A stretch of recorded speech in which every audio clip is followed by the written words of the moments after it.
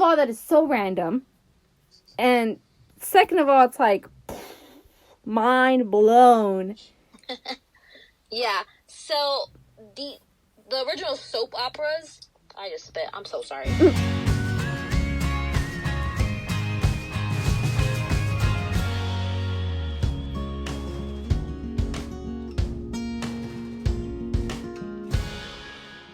Hello, and welcome back to Morning Coffee. Welcome. You're in for a treat today. Why? I don't know. I just said that because I just thought these topics were going to be amazing.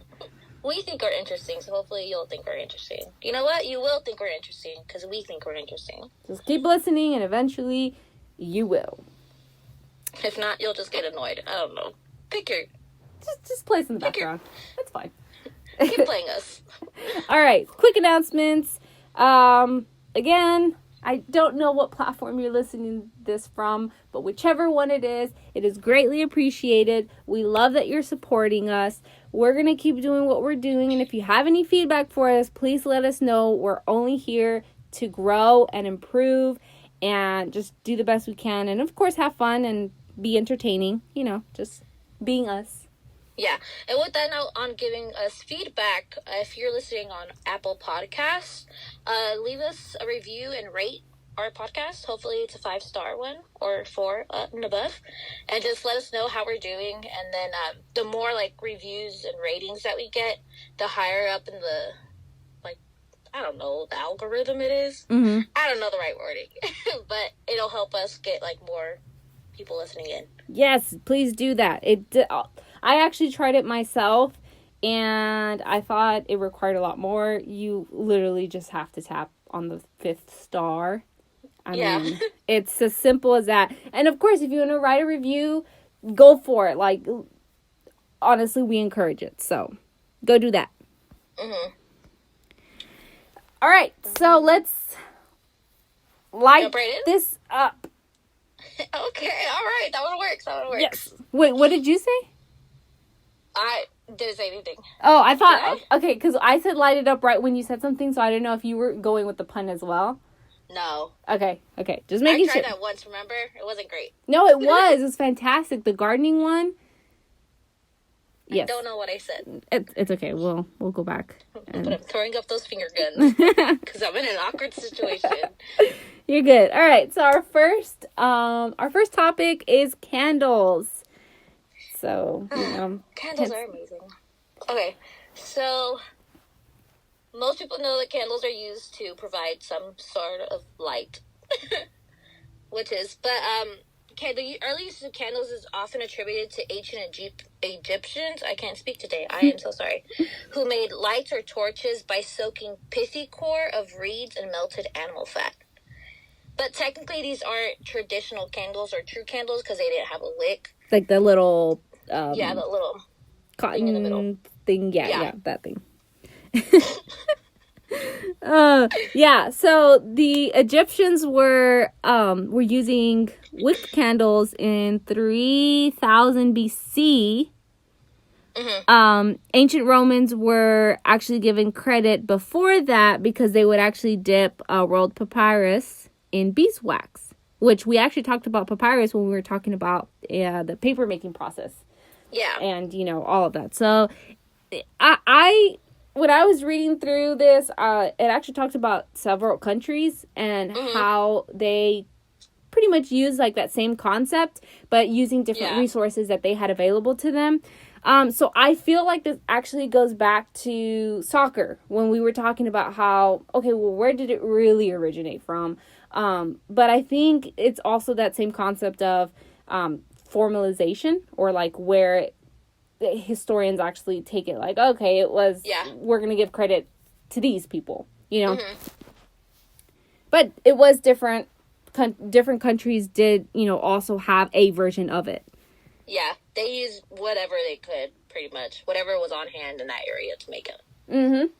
And you talked about this in the very beginning, that candles were used for light, and that was its main purpose in the very early times. But, candles do play an important role in early religious ceremonies. And there actually are Bible references to candles. So candles really do go way, way back in its conceptual form, like the concept of a candle. Now, the animal-based, I think this is how you say it, the tallow? Or is it tallow? Yeah, sounds right. Okay. And beeswax were the popular, kind of like you were talking about the animal fat. Mm-hmm. They were the popular things that were used to burn. But beeswax actually burned cleaner and it didn't smell as bad.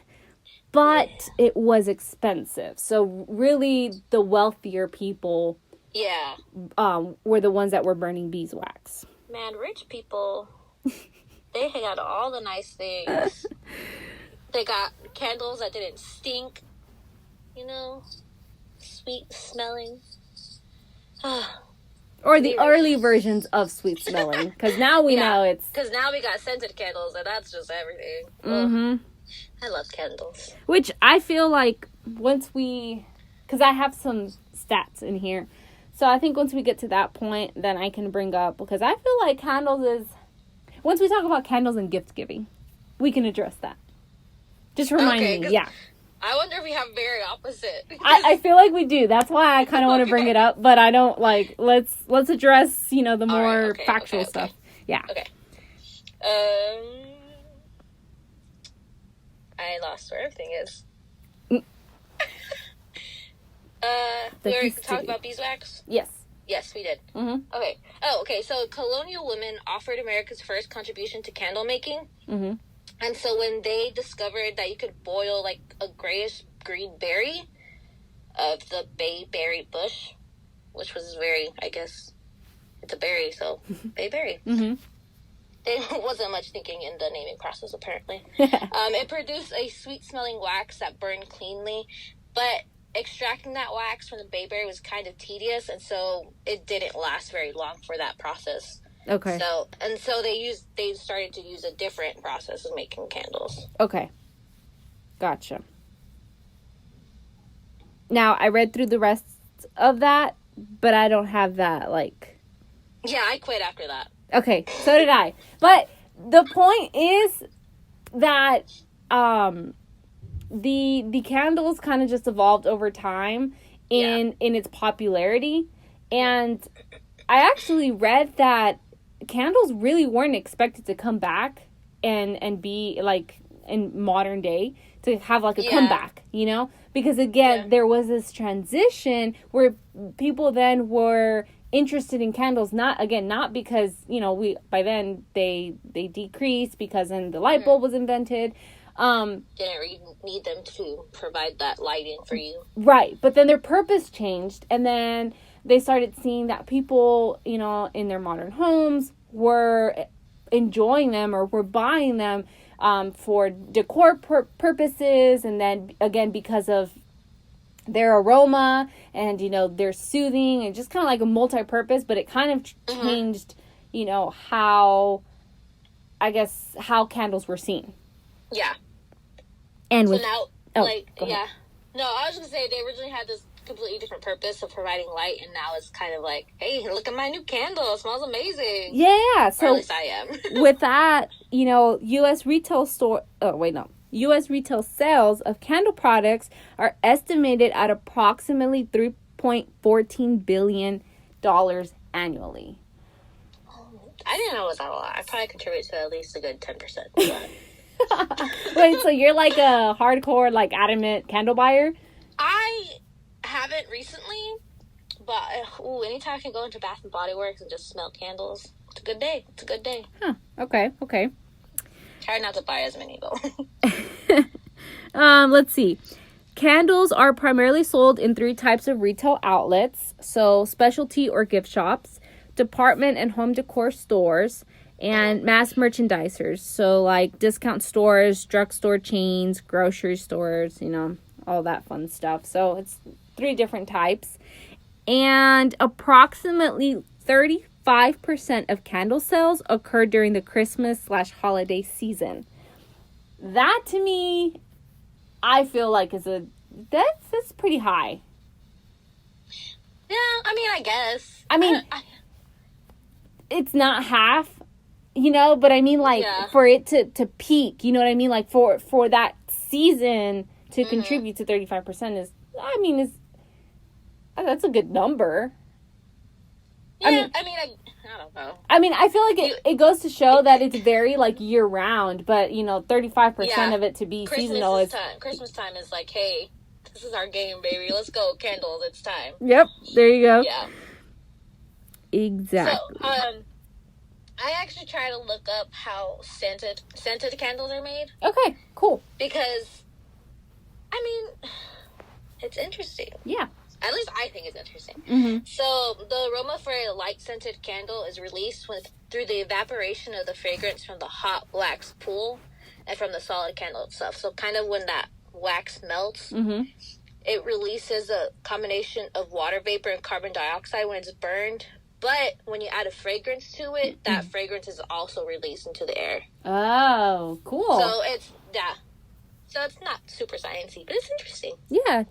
Well, that and just how, again, you go from its main purpose being to light the world, you know, and then it turning into just like, okay, let's... ambiance.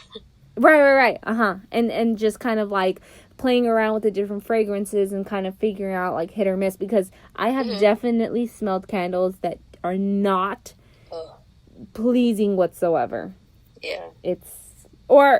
And then it makes me wonder, like, is it just me? Like, is it because I don't think it is? Or is this, general public, like, can we all agree? This stinks. We all agree. Mm-hmm. Okay, so what is your opinion on candle gift giving? Okay, so before I lived in my own house, I would genuinely get disappointed when I was gifted a candle for Christmas or for my birthday.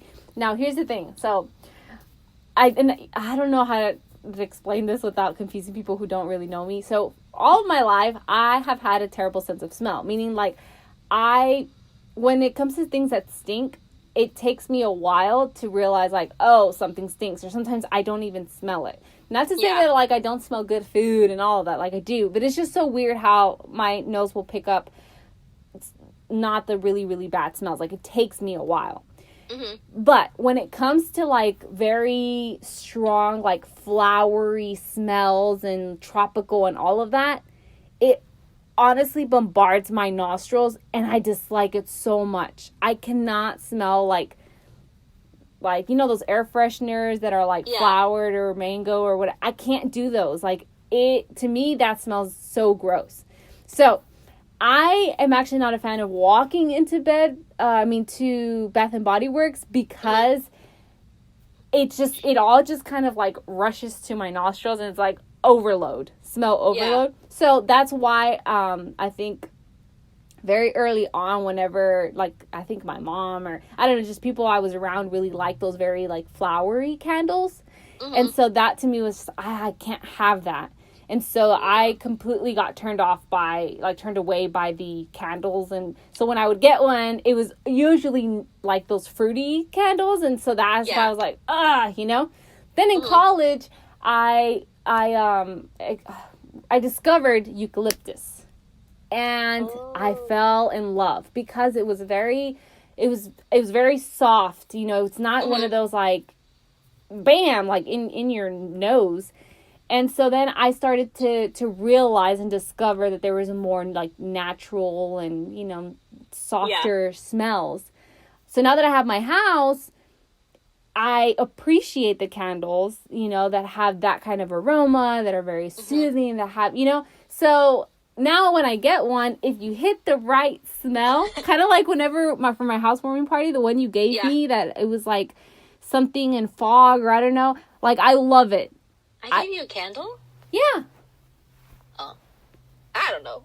well, I mean, you gave me like with towels and all of that, okay. But I need to remember what gifts I give. Yeah. So here's the thing. I do not like eucalyptus. No? I hate the way it smells. Like, it's the one thing. But I have this lavender and chamomile, I think. No, lavender vanilla candle. That smells so good. But it's that same thing. It's more like the essential oil kind of thing instead of that artificial scent that I like more. So I'm on the same page with you where it's not like super strong, because I used to not be able to walk into Bath and Body Works either. Oh, hold on. That's the right one, right? Yeah, Bath and Body Works. Yeah, I keep wanting to say Bed Bath and Beyond. Yeah. But I used to be like that too. Like I couldn't, like I would get a headache and I just like, I can't, I gotta walk away. But like, I guess I got accustomed to it now.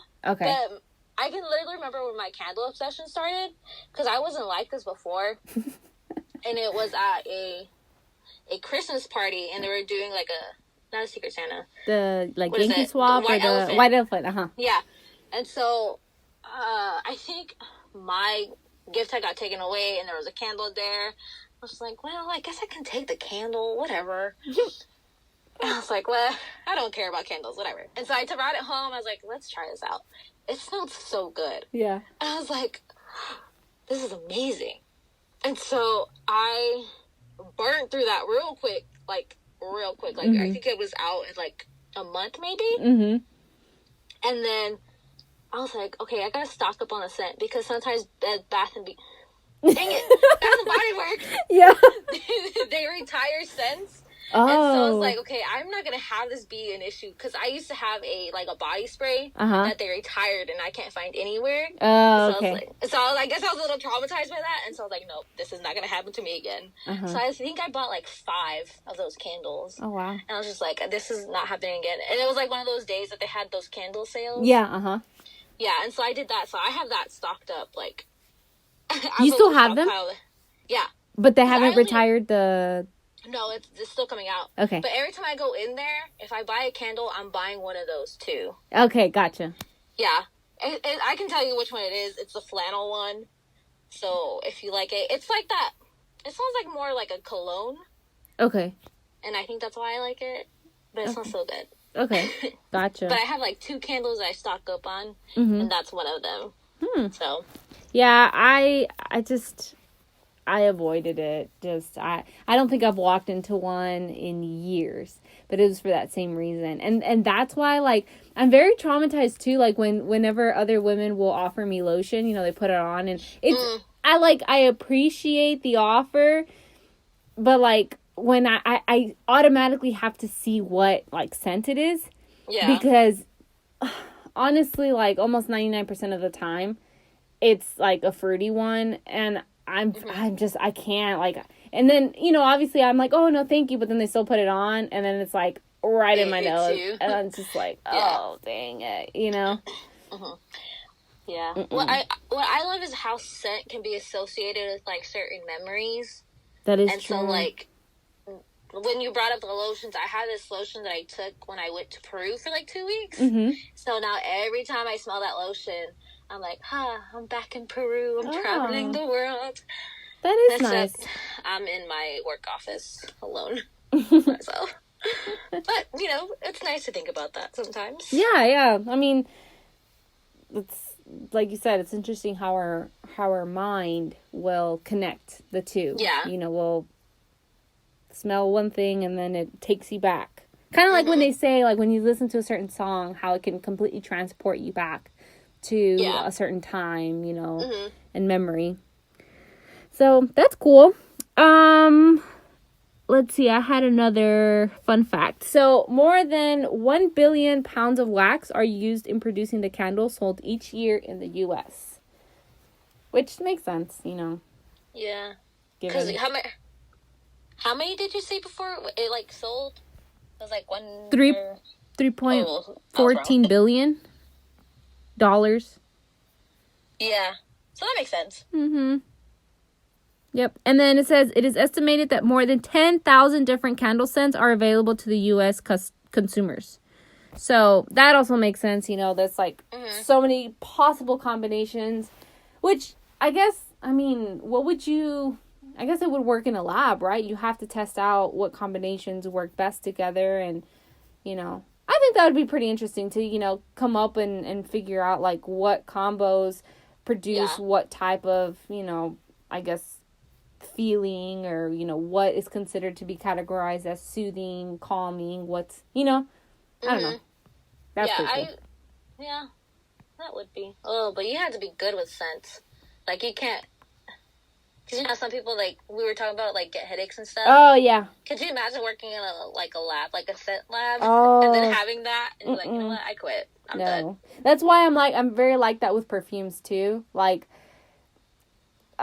man, this is, almost gives me the chills, because honestly, like, I've had so many situations where, or like even the hand sanitizers, scented hand sanitizers get on my nerves. I can't do it. Like, I can't do it. Like, I've tried so many times, but it's like, yeah, I want my hands clean, but I don't want them, especially when I'm about to eat. I don't, if I have food in front of me, I don't want to have to smell my hand smelling like some, I don't know, peppermint, and I'm eating tacos. Like, no, thank you. No. I'll go wash my hands. But, okay, enough of that.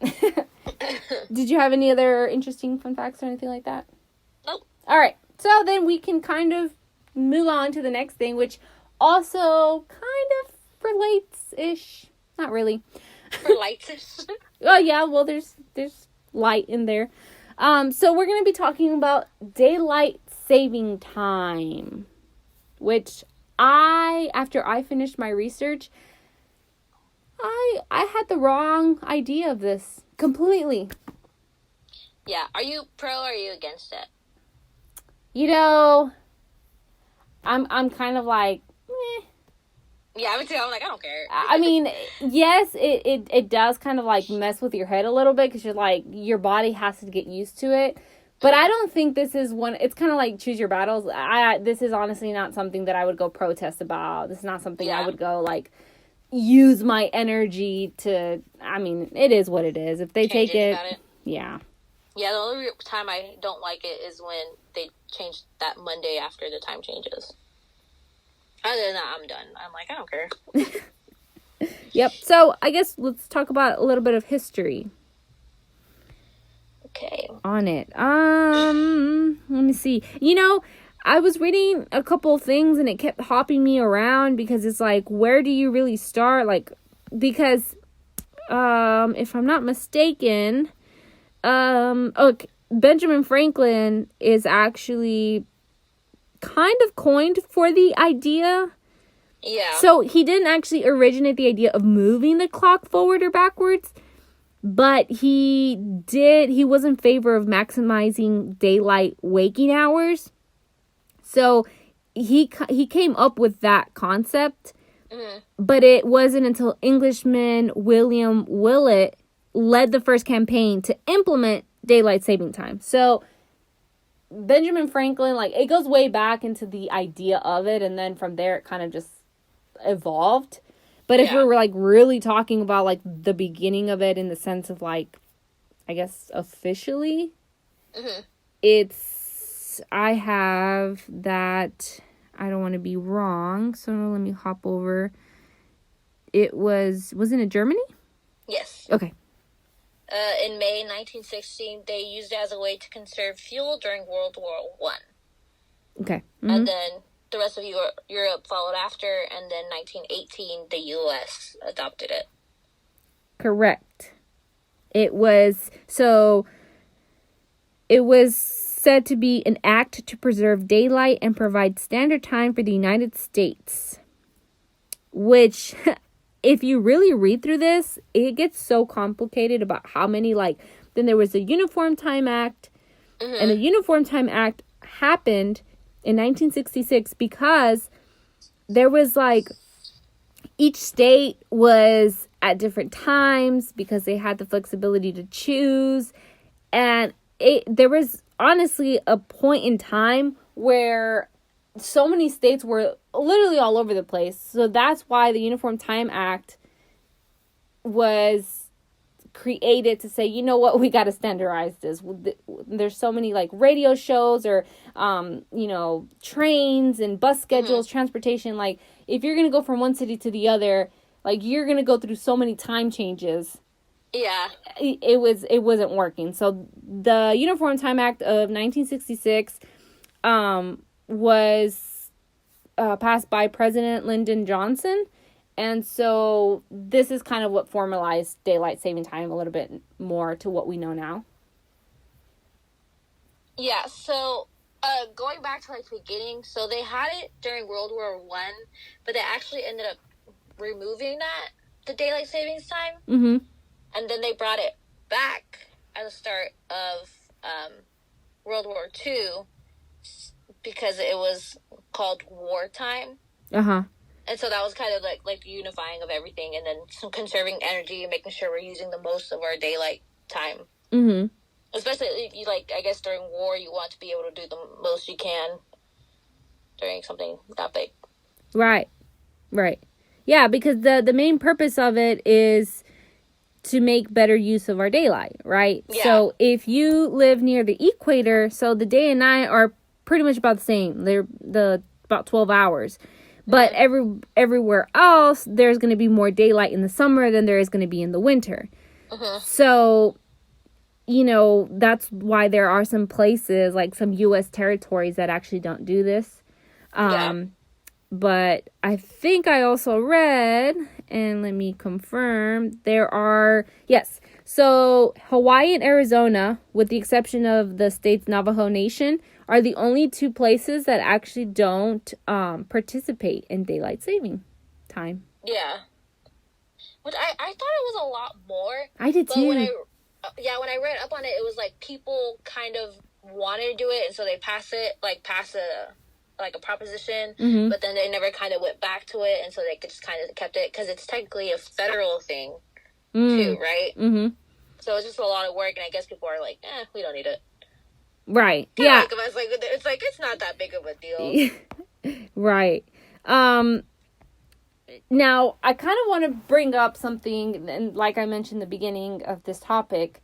So I was told, and I was actually spreading this I was misleading people because I don't even know where I got this from. But growing up, I was told that the reason that we change our hours, it originated because of the agricultural industry, because of farmers. But that is a lie. I did my research, and the agriculture industry is actually very against this. Like, this doesn't benefit them very much. So it's actually been, it's seen to benefit more of the cities, right? So supposedly to save on energy, which has been kind of like researched and eventually has been proven, sort of. It's kind of like one of those like GMO situations, like yes and no. But it's claimed to say like it doesn't really save energy, which is why some people are so against it, because it's like, well, if it's not really benefiting us, then why are we doing it? Yeah. But my biggest thing was, I honestly thought it was because of farmers. I mean, it kind of made sense, right? You have more time in the day, so you get to do more things, I guess on your crops or with your animals. But I mean, your animals are on a time, so I think I read that, yes, you had an extra hour in your day to work, but if your cows weren't ready to be milked, then it almost didn't benefit. Like, it didn't, you would still have to wait anyway. Yeah, and so, like, they were saying, like, technically we're still losing time in the morning, even though you're, like, gaining that hour or, like, losing that hour. It's, like, it's just making it worse for them, and then animals, like, if they're used to being fed or like milked or at a certain time, changing the hour at like a head or a back, it kind of messes things up for them. So they're expecting to be fed at a certain time, but like what used to be your 4 o'clock is now your 5 o'clock, and so it's just kind of, you're feeding them way too early or way too late compared to what they're used to. And so like I have that with like my dog.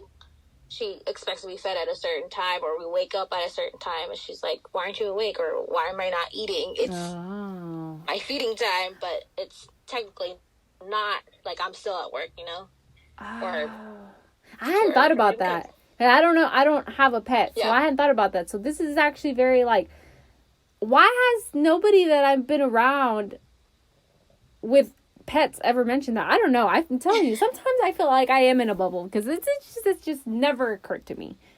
Yeah. It just did not. But it's so true, because they don't conceptualize it in that way, or there's no way of saying like, oh, we moved back an hour, so hold your appetite, which actually does happen to me, right? Because it's 11 o'clock, but it's it was 12, so I'm getting hungry at 11. So, you know, but I guess, I don't know. It's weird. Time. We talked about this last time. Time. I know, time is such a crazy concept. Yeah. So, going from 2007 forward, daylight saving time in the U.S. will begin at 2 in the morning. So, we thank our technology because most of us don't actually have to change our phones. It already does it for us at 2 in the morning on the second Sunday of March. And then it'll end at 2 in the morning on the first Sunday of November, which we start to see when it's starting to get darker. And then eventually we change our times to adjust to that. I still have a clock that I haven't changed, and it's May. Fun fact. So, whenever the hour changed back in November, we didn't change our oven time, our microwave time, or the one I had in my room for those 6 months, or for those couple months. And then we waited for it to naturally adjust. But every time my mom would visit me, she would freak out. Like, if she had to drop something off, she would see the time. She'd be like, oh my goodness, it's 11. And then we would kind of laugh and be like, well, no, it's actually 10. And she's like, why haven't you changed your time? I'm like, because it's not one of those phone things where it just automatically changes. You actually have to beep your way all the way through, I know. I'm like, I'm too lazy. I don't care. Yeah. But, my mind's used to it now. So, when I wake up and I see it's 6 o'clock, it says 6 o'clock. I'm like, well, technically that's not even the right time. Whatever. Well, it backfired on me whenever the time actually did change. And so the clock was accurate. And then I was so used to waking up and seeing the time, I have another hour. And then I remember that day specifically whenever I, it's kind of like when you open your eyes, you're like, oh, no, I don't have that extra hour anymore. That's it. I'm late. Yeah. And then I know sometimes people are always like, wait, are we moving up? Are we going back? What is it? And then so it's the thing where it's spring forward and then fall back to remember. That's what I use. Yeah. But what's crazy, this was the weirdest thing. Turns out people tend to have more heart attacks on the Monday that follows the spring forward switch in daylight savings time. What? Yeah. Oh, so no. Researchers reporting in 2014 in the journal Open Heart found that heart attacks increased 24% on that Monday compared with the daily average number for the week surrounding the start of daylight saving time. Wow. 24%. Did you know? Dang. Well, I mean, it is also, I guess, not a visual thing, but it's, I guess, psychologically connected too, right? Because, a lot of the people who do enjoy it, during the summer, you feel like you can get more stuff done. But it almost does feel like a drastic change because then afterwards it's 6 p.m. and you're like, it's still technically early, but because it's so dark outside, I don't want to do anything. You kind of lose that motivation. So it is complete polar opposites, right? You have your, oh, wow, it's still daylight and it's 7. And then you go to, it's 6 o'clock and I'm ready for bed, Yeah. But there was another one I saw that was kind of weird. That the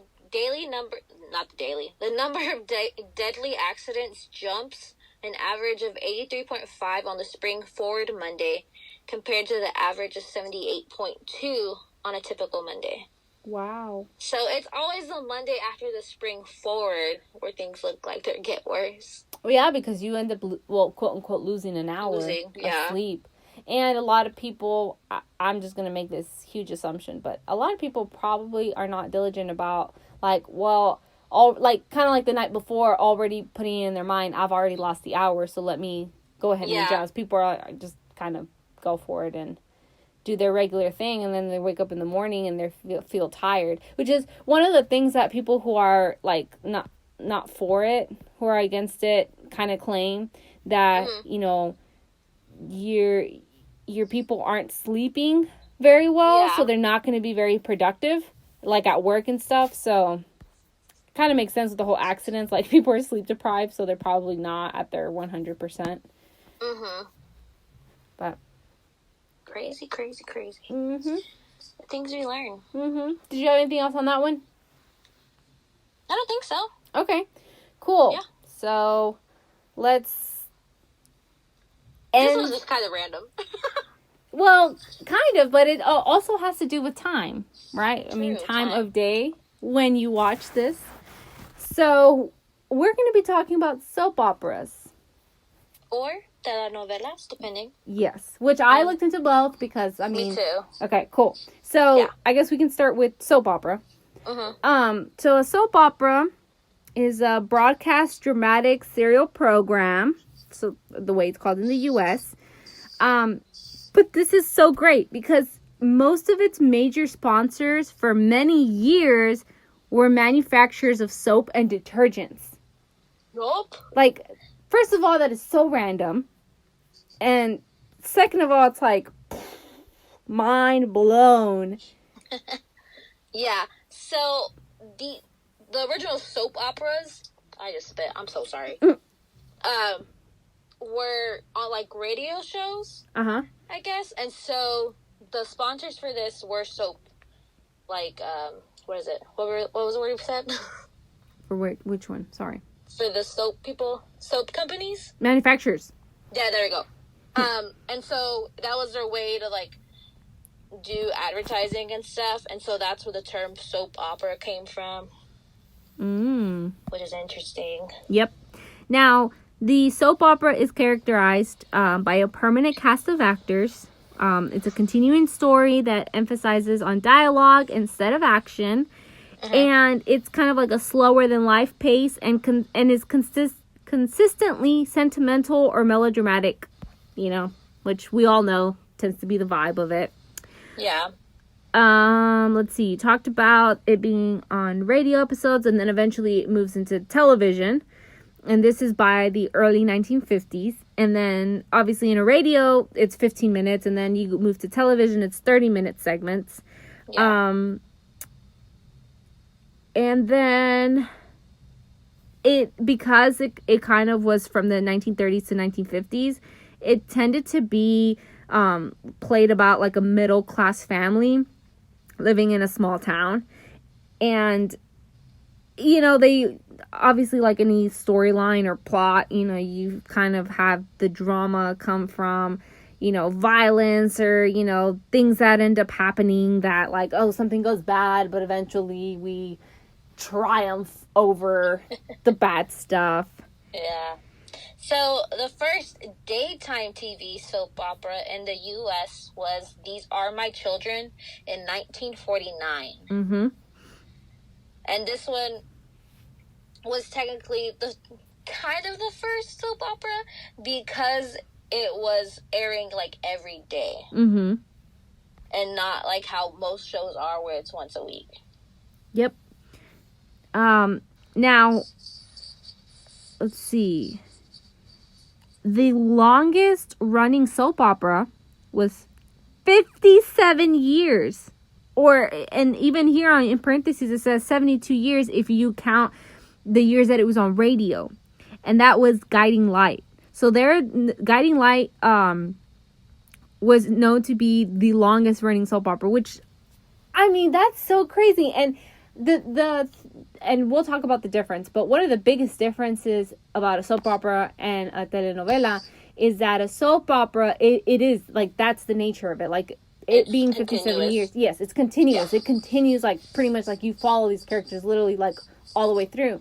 Whereas a telenovela, you eventually, there's an end to it. Like, a quote-unquote end to it. Like, they have, like, a, the end to it. Basically, yeah. So that's one of the biggest differences. But when I read this, I mean, that...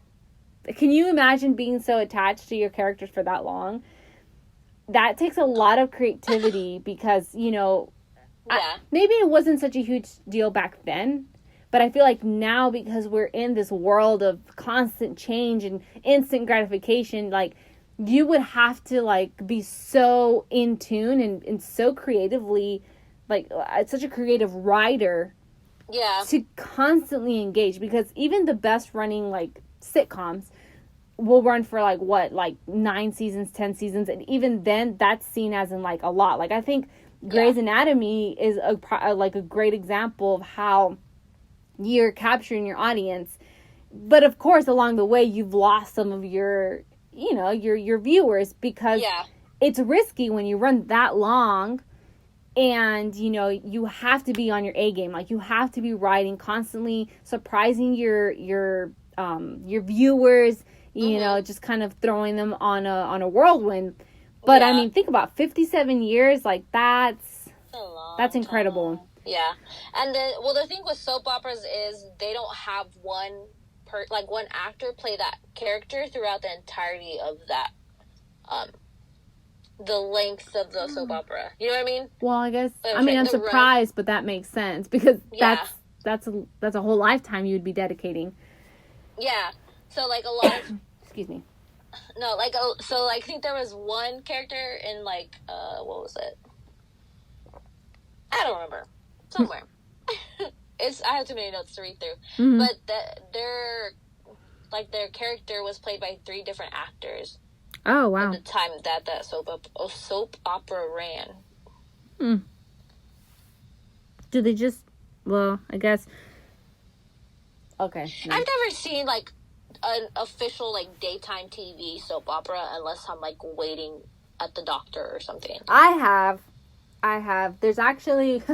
I'm not going to say which one, but there's one that I ran across on YouTube that I happened to find the clip of, like, it's very... Well, what seemed its peak, because now I know that it's going to go on forever. Yeah. Excuse me.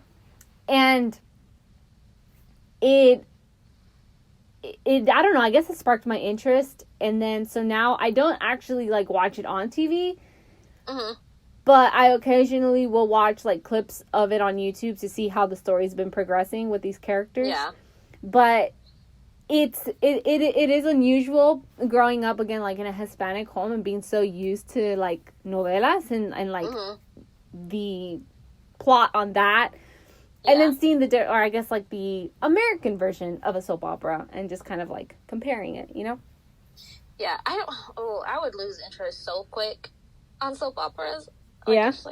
Just every, all the time.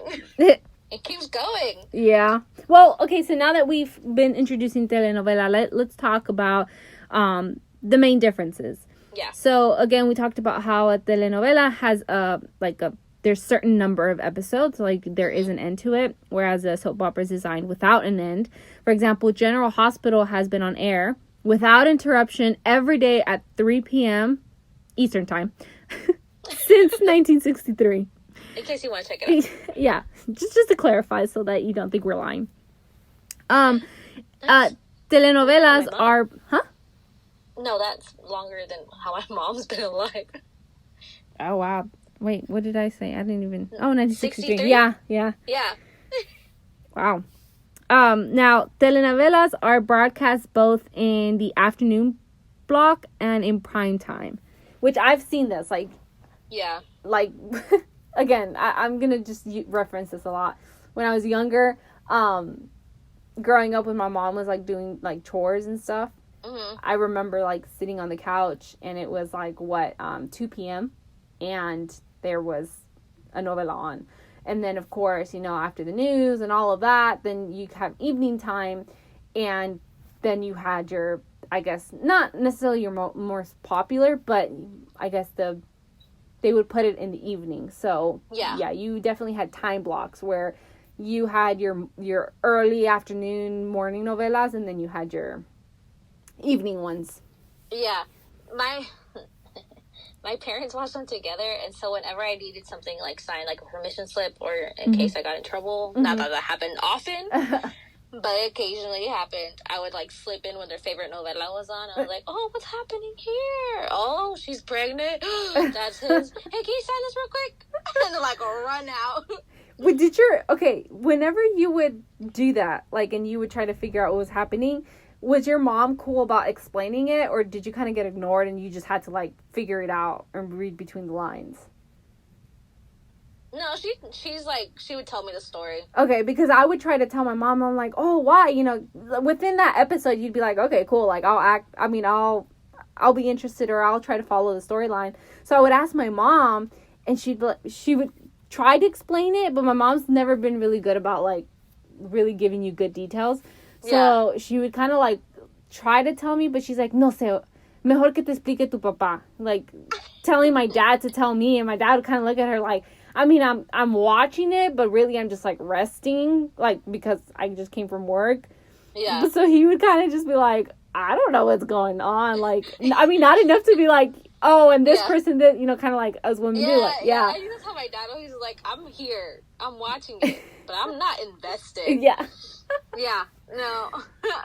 My mom, she would, like, because sometimes it would just happen where I, like, walk into the living room or their room and they're watching a novela and just something catches my eye. I'm just like, huh. And then, like, I turn around, I've been there for 15 minutes. My mom's, like, explaining the whole story. She's like, oh, this was her sister, and her sister's evil, but no, now she's pregnant with her husband's baby. And I'm just like, this is too much, Mom. How do you keep up? Yeah, exactly. Let me see. Okay, so this was actually really interesting. So, telenovelas determine the star system in Latin America. So, like, kind of like, if you're in a novela, like, you're seen to be pretty high up as an actress or an actor. Which like, I think is the opposite in, like, American cinema, right? Like, yes. U.S. cinema? So, in the U.S., the most, like, soap opera actors are actually perceived to be, like, second class. So, you're not... like, second-class performers. Like, so you're not considered to be, like, oh, my goodness, like, you're a soap opera star or whatever. Yeah. But in, like, you know, in the Hispanic culture, like, if you're in a novela, like, you are the star. You're like, the top of the game. You made it. You're a star, exactly. Man. So that would be kind of like the equivalent to our Hollywood celebrities. Yeah. Who are in movies and stuff like that. So I thought that was pretty interesting. I think that the first time that clicked for me, like, you weren't at the top of your game, was watching Friends, and Joey was, like, still living in, like, with roommates and stuff while he was, what was the movie? Or what was his soap opera? Days of Our Lives. Yeah, while he was in that. Mm-hmm. And so, like, I was like, he's not that famous. Interesting. Oh, that does make sense. Yeah. Huh. Wow. I love connecting the pieces. Yep. And so, okay, so I was going through, you know how, like, when you just Google, like, the most popular novelas? Mm-hmm. And so there was one of, like, it had 100 of them. And, again, I'm going in with this mentality of, like, I mean, I'm familiar with it. I've seen some as I've, like, walked past the living room. So I'm going in researching this kind of like, okay, I'm not a, like, hardcore novelera. Like, I'm not, like, one to watch a ton of them. So I'm going down the list. And I'm like, oh, I remember that one. I remember that one. And eventually, after, like, the 10th one, I'm like, holy smokes. Like, I can't, unfortunately, I cannot claim the fact that I have not watched a lot of them. I think I'm pretty familiar with quite a few of them. I don't think I've ever seen one, like, start to finish. I have, but I've definitely missed some in-betweens. Yeah. Wait, does Rebelde technically count as a novela? Yes. Okay, then I've seen one completely through. Oh, wow. Rebelde was my show when I was younger. And that's actually considered to be one of the most popular ones. Which, I mean, makes sense, right? Like, the two I hear most common about are, like, Teresa. Oh, yeah. And they just did a remake on it, too. Or, no, I think it was Ruby. Oh, yeah. That was a remake. Also another one, yeah. Mm-hmm. Aren't those the same people, too? No. They have very similar storylines, though. Okay, yeah, okay. Yeah. Which, you know, okay, hopefully if you're one of our male listeners, I hope we haven't lost you by now, but I'm pretty sure, like, on some level, like, just humor us, like, keep pushing through, because it's so interesting. Now, the plots tend to go along, these novelas tend to go along with the lines of, like, teen drama and twisted romance. Though, like, places like Brazil will try to create more realistic and historical dramas, and Chile and Colombia kind of focus on comedy. So really it depends on the country's culture to determine kind of how like, how they kind of want to go about the drama of it.